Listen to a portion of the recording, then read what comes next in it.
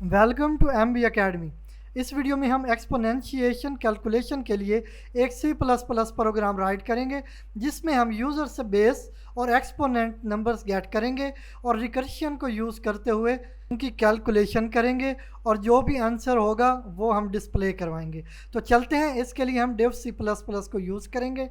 तो यहाँ पे मैं div C++ में शार्प इंक्लूड के साथ हेडर फाइल जो हमारी है IO स्ट्रीम उसको इंक्लूड कर लेता हूँ और इसके बाद हमारी स्टेटमेंट है यूजिंग नेम स्पेस std।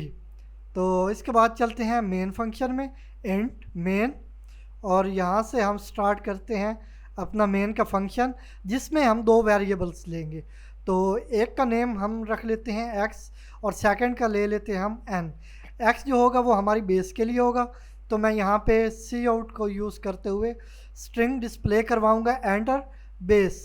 तो मतलब x की वैल्यू एंटर करें, तो यहाँ पे मैंने x भी डिफ़ाइन कर दिया, तो यहाँ पे आप सी इन को यूज़ करते हुए x असाइन कर देंगे। तो इसके बाद अब हमने एक्सपोनेंट वैल्यू गेट करनी है, तो यहाँ पे मैंने स्ट्रिंग दे दी है एंटर एक्सपोनेंट, और मतलब n के लिए हम वैल्यू गेट कर रहे हैं। तो यहाँ पे मैं सी इन और इसको असाइन कर दूंगा n, मतलब ये हमारा एक्सपोनेंट नंबर होगा। तो इसके बाद हम इसकी कैलकुलेशन के लिए एक फ़ंक्शन बना लेते हैं। तो वो फंक्शन हम ऊपर चल के बनाएंगे, मतलब जहाँ से हमारा ये मेन का फंक्शन स्टार्ट हो रहा है इससे ऊपर चलते हैं और यहाँ पे हम बना लेते हैं एक फ़ंक्शन। तो यहाँ पे मैं गैप दे देता हूँ कुछ लाइंस का।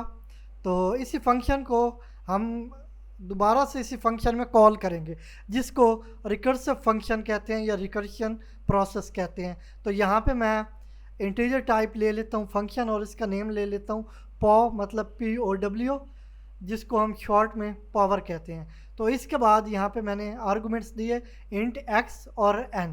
तो यहाँ पे हम कंडीशन सेट करेंगे कि इफ़, मतलब जो n है, क्योंकि n ज़ीरो नहीं होनी चाहिए, तो हम यहाँ पे करते हैं, या ज़ीरो से कम भी कोई नंबर माइनस भी नहीं होना चाहिए, तो हम यहाँ पे क्या यूज़ करेंगे, if n is less than और इक्वल टू ज़ीरो, देन हम एक स्ट्रिंग डिस्प्ले करवाएंगे कि आप ज़ीरो से या वन और वन से बड़ी कोई वैल्यू एंटर करें।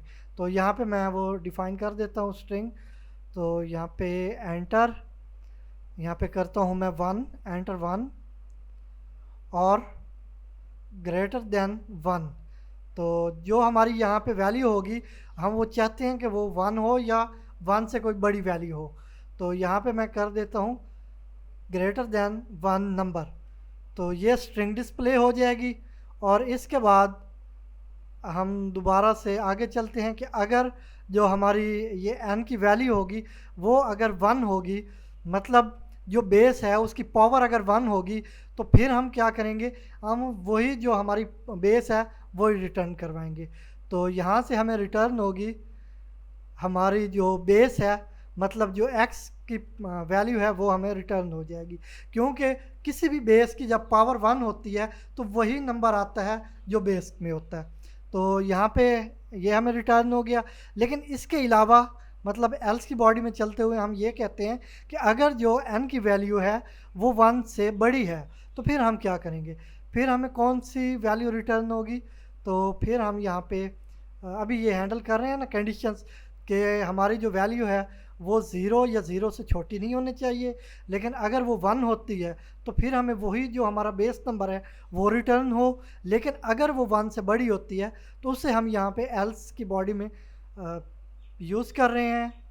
तो वो कैसे करेंगे, x को मल्टीप्लाई करेंगे पावर, ये जो अब हमारा पावर है ये अब हम इसको कॉल कर रहे हैं इसी फंक्शन में, जिसको हम रिकर्सिव फंक्शन कहेंगे या रिकर्शन प्रोसेस कहेंगे। तो यहाँ पे x और कॉमा सेपरेट ऑपरेटर यूज़ करते हुए यहाँ पे n-1, तो ये कॉमा यहाँ पे एज ए ऑपरेटर यूज़ हो रहा है। तो यहाँ पे मैं कर देता हूँ कि अगर जो हमारा x है उसकी वैल्यू 2 है और जो हमारा n है उसकी वैल्यू 4 है।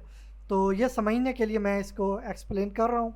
तो इसको मैंने कमेंट आउट किया है, और यहाँ पे जो फर्स्ट पे होगा कि जब हमारा ये फंक्शन फर्स्ट नंबर पे चला है तो फिर यहाँ पे हमारा x2 है और इसके बाद हम यहाँ पे रिकर्सिव फंक्शन को यूज़ करते हुए इसमें आर्गुमेंट दे रहे हैं, मतलब हमारा ये x हो गया और n माइनस मतलब 4 में से 1 माइनस हुआ तो पीछे 3 हो गया। तो अब जब दोबारा से हमारा ये फंक्शन कॉल हुआ, मतलब रिकर्सिव कॉल हुई, तो उसके बाद हमारा जो x है वो फिर से आके मल्टीप्लाई हुआ। तो मतलब यहाँ पे अब हमारा सेकंड में x 2 टाइम मल्टीप्लाई हो रहा है। इसी तरह और बाकी 3 में से 1 माइनस हुआ तो फिर वहाँ पे 2 रह गया। तो अब इसी तरह थर्ड पे आया, मतलब हमारी जब फंक्शन की थर्ड टाइम कॉल हुई तो फिर ये x एक बार फिर आके मल्टीप्लाई हुआ। तो इस तरह पीछे जो n की वैल्यू है वो 1 रह गई। तो अब यहाँ पे लास्ट, क्योंकि हमारी n की वैल्यू 4 तक है, तो यहाँ पे एक बार फिर से हमारा जो x है वो आके मल्टीप्लाई होगा और इसके बाद जो हमारी ये पावर है इसमें हमारा जो x है वो तो 2 रह जाएगा, लेकिन जो n है वो 0 हो गया। मतलब इसके बाद अब फर्दर हमारा ये जो फंक्शन है वो कॉल नहीं होगा। तो इस फंक्शन को हम इस फंक्शन के अंदर ही कॉल कर रहे हैं, जैसे किसी भी दूसरे फंक्शन को एक फंक्शन के अंदर कॉल कर सकते हैं। तो यहाँ पे हमारा जो फाइनल वैल्यू रिटर्न होगी वो यहाँ से 16 होगी। तो ये 4 टाइम 2 हमारा मल्टीप्लाई हो रहा है। तो आई होप आपको इसकी समझ आ गई होगी। तो अगर नहीं समझ आई तो इस स्टेप को आप रिवर्स करके देख के समझने की कोशिश करें। तो यहाँ तक ये कंप्लीट हो गया। अब यहाँ से हमें जो लास्ट वैल्यू है इस सिचुएशन में कि अगर x की वैल्यू 2 है और n की 4 है तो हमें 16 जो वैल्यू है वो रिटर्न हो रही है। तो इसको अब हम डिस्प्ले करवाएंगे। उसके लिए हम यहाँ पे सी आउट को यूज़ करते हुए सबसे पहले x जो हमारी बेस वैल्यू है उसको हम डिस्प्ले करवाते हैं। तो वो मैं यहाँ पे x असाइन कर देता हूँ, जो x हमारा वेरिएबल है जिसमें हमने यूज़र से कोई भी बेस वैल्यू गेट की है। और इसके बाद हम यहाँ पे स्ट्रिंग देंगे और raised to the power of, जो अब हमारी पावर है मतलब n की वैल्यू है वो यहाँ पे डिस्प्ले करवाएंगे। तो यहाँ पे हमने असाइन कर दिया n का वेरिएबल और इसके बाद फिर से स्ट्रिंग में आ गया इस और इसके बाद कॉलन, और यहाँ पे अब हम फंक्शन कॉल कर रहे हैं और इसमें आर्गुमेंट दे रहे हैं x और n, मतलब जो हमारी बेस वैल्यू है और हमारी एक्सपोनेंट वैल्यू है जो यूज़र से गेट की है। तो हमारा ये फंक्शन इस पे कैलकुलेशंस करेगा और जो भी आंसर होगा वो हमें यहाँ पे डिस्प्ले हो जाएगा इस कॉलन के बाद। तो चलते हैं, इसको आप सेव कर लेते हैं। यहाँ तक हमारा प्रोसेस कंप्लीट हो चुका है। इसको मैं सेव करने के लिए इसका नेम रख लेता हूँ मैं रेज़्ड टू द पावर। तो आप कुछ भी रख सकते हैं, आप एक्सपोनेंशिएशन नेम रख सकते हैं, रिकर्शन नाम रख सकते हैं, जो चाहें आप रख लें।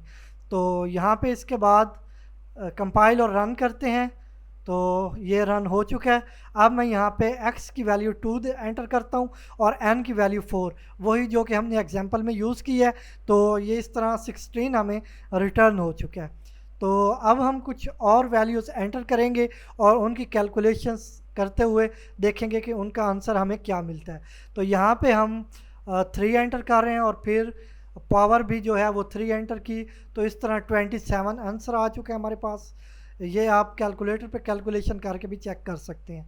इसके बाद हम एक बार फिर से 3 बेस लेते हैं और 5 एक्सपोनेंट लेते हैं। तो अब ये 243 मतलब 243 ये वैल्यू आ चुकी है।